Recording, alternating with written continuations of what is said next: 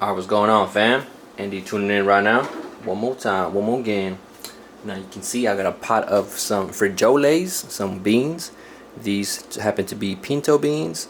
And I got my blender, my trusty blender right next to it. Right now what we're going to do is just scoop up the beans. I cooked about 3 cups of beans. I didn't want to show it on camera. One, because it's kind of boring. It takes forever. And 2, I was out of my house running errands. Luckily I have a slow cooker, rice cooker, so I could leave, have this be cooking on low heat. Obviously I soaked them overnight, and then I slowly cooked them over 4 hours. It was, I put 2 garlic cloves and about a half of a yellow onion. You might be wondering, why are you putting beans in a blender? Now today, guys, I'm about to make one of my favorite dishes that reminds me of home. I've been missing Mexican cuisine, and I got Tex-Mex around here, but it's not what it's cracked up to be. And a lot of it is not plant-based, so there you go. Today I will be making enfrijoladas. Sorry for the dramatic build-up to that, but it is what it is. Now I called my mom's, shout out to Mama Bear, about the recipe. She said it was so simple. Just cook the beans normally how you do, and blend them up with chile de árbol, or chili off a tree, I guess in English. Not sure how to translate that out, but yeah, chile de árbol, until you get a nice consistency and a heat level that you enjoy and don't mind. Let me take out the garlic real quick. Also, I did put 2 bay leaves while I was cooking down, but I did take them out towards the end. And the only seasoning I added was just salt in the last like 40-50 minutes of the cook. So nothing too crazy. Like I said, I'm taking out the garlic, and I won't be adding the onion inside the blender. And the reason I got this much amount of beans, because if you know, I will be eating this for the rest of the week. I spilled a bunch of this juice earlier. Sorry for the dirty paper towel. Okay, so I'm just going to be scooping out the rest of the beans. I do want to keep this juice just in case it's not as liquidy. I don't want it to be super thick, but I will be cooking this down. For our chile de árbol, I picked up a nice little sack. This is what they look like when they're dried. Boom. I'm not sure how I'm going to be adding. I'll probably be adding like 10 or so. I'm not taking out the seeds because I like the spice. And what is that? 4, 5, 6, 7. Probably should move the camera this way for yonder. And then traditionally, well, from my experience, I like to have my enfrijoladas with cheese. I'll be substituting with vegan cheese and a little bit of red rice. I try to mimic it. I want to show you that also too. It's kind of redundant. I'll be making rice a lot. What is that? 1, 2, 3, 4, 5, 6, 7, 8, 9, 10. I'm gonna start with 10. See where that takes me with the heat level. And as far as this goes, I'm not adding any spices until I taste it. Like I said, Mama said just beans and chile. We'll see how that goes. So I don't mind seasoning it.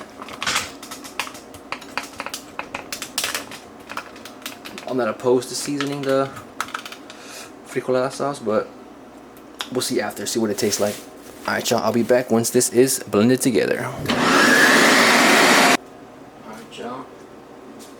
So I done blended it. I like the consistency. I'm not gonna add no more juice, but I am adding, I think, 5 more chiles, and I will be adding some type of spice. Let's see.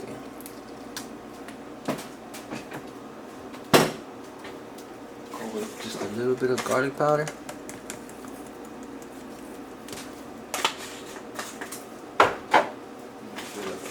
Onion powder.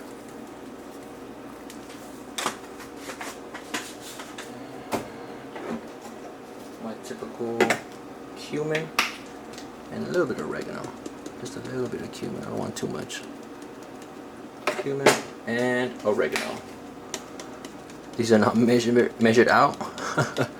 These are just a taste. And alright, cool.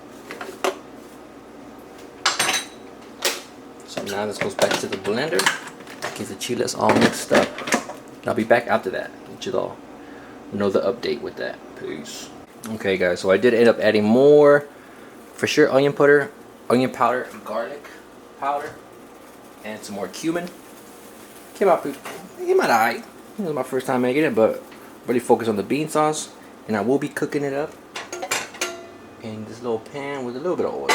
And you could go straight to dip in this, but I'm gonna cook it down just a little bit.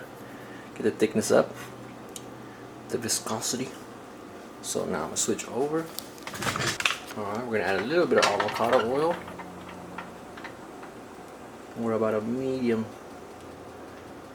heat. We're not making refried beans, but I do want some type of silkiness to the bean sauce. And this will be good until for the rest of the week. Delicious. Alright, gonna pour it up. See where this takes us.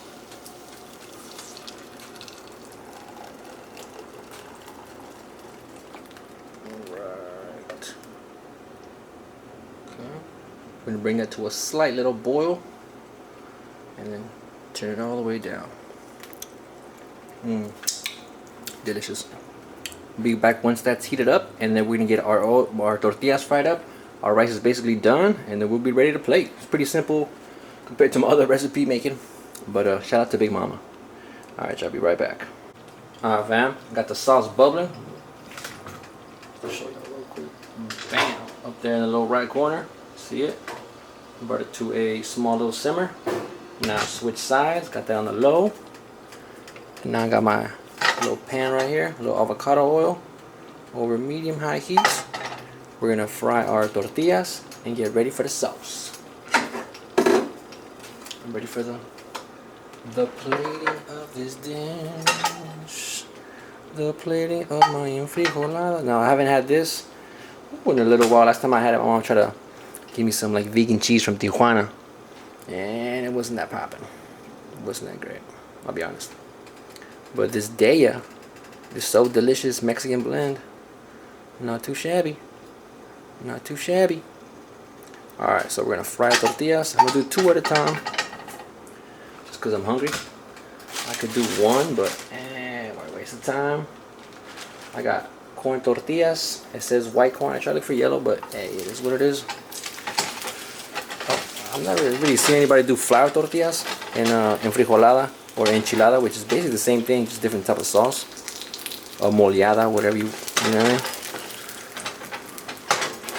Which I'll probably be making a mole soon, because I've been craving something good. Okay.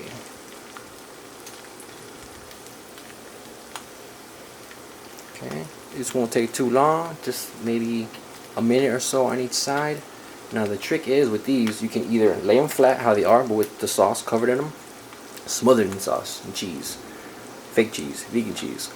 Or you could roll them up. When you roll them up, it typically has something inside, either cheese. Back in the days, it used to be chicken. Some people put beef or pork. It is what it is, you know. That's the Mexican culture. Shout out to them. My mom happens to be from the northern part of Mexico. A specific state is called Chihuahua.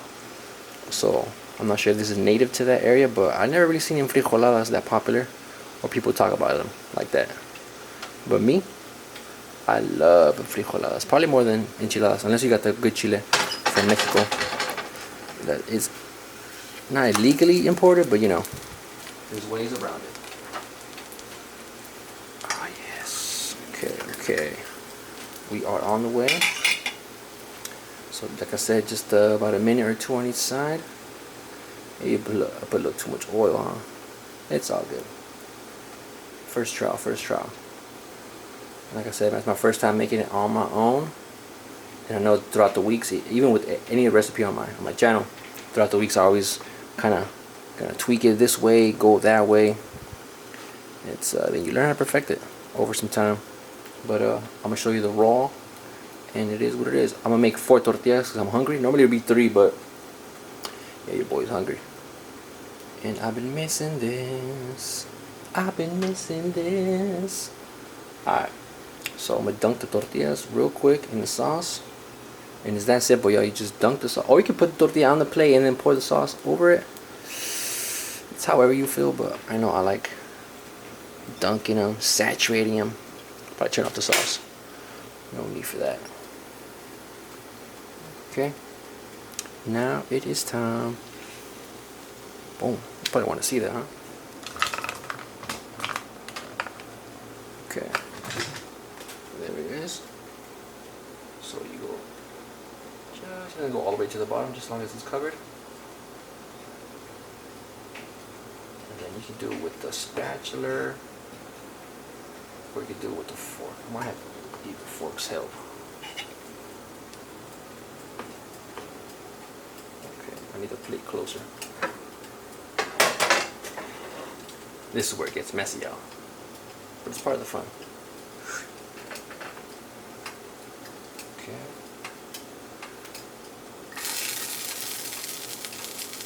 And another reason why I don't want to roll them up is because this is how you burn yourself.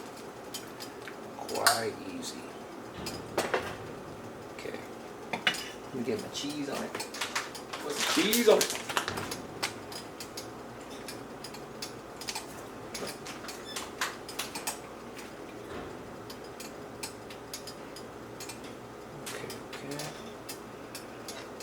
Carefully not to break the tortilla. Oh, these are a little crumbly.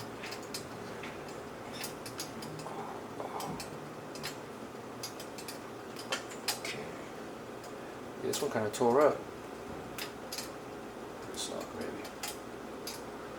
I will save that one. Alright, and now for the next batch of tortillas. I think that was too much oil. For real. Okay. Alright. You see both things? If I just zoom out. Alright, got both these on the side.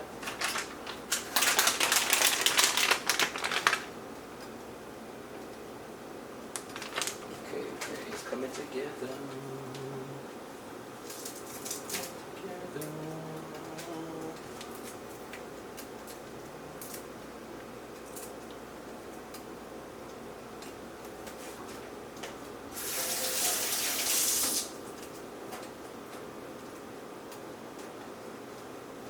So I'm going to simply repeat the process. I'll be back to show you the rice, which came out nice and pretty and ready for the review. So I don't want to bore you out to death. It'll be the same process as earlier, as I showed y'all. And we're going to get to it, man. I'm hungry. Just real quick, just plated my enfrijoladas. Showered with rice. That's what it came out to be. A little calabacita, some tomato. If y'all can get the lighting right. Yeah. Not too crazy. I'll take some pictures right now. And it's time for the review. Thank you. Hi, what's up, y'all? Andy tuning in one more again. And this, I'm super excited. You can see my plate right now on my table. A little weird. Got my enfrijoladas, my salad, and to be honest, a little store-bought vegetable sushi. But hey, don't pay no mind. It's just my taste buds. So take a little triangle out the mix. A little pile of tortillas covered in this sauce. Now it's time, y'all. I've been waiting for this past few days. I've been plotting it. I asked my mom, yo, what's good with the recipe? Enfrijoladas, yo. I'll write it down. For some of y'all, it might be hard to understand or don't know how to spell it out. But cheers, yo. See what this tastes like.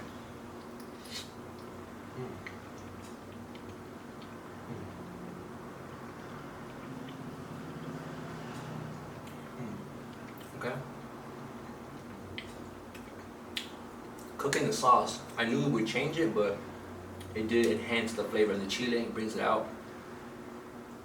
I wish I could pin down the spice levels maybe a little better next time. I might blend the onions and the cooked garlic of the beans inside the blender next time, just to avoid pouring all that powder, onion powder and garlic powder and stuff in the blender. But other than that, pretty good, man. Take a little bite with some rice. Make sure you get some calabacita. And that's not really traditional in a red rice or Spanish rice, but they're wrong with adding more veggies, in my opinion. And the vegan cheese, shout out to Daya and So Delicious. When the cheese always melts real nice, has a nice little cheesy flavor. I'm not missing a thing.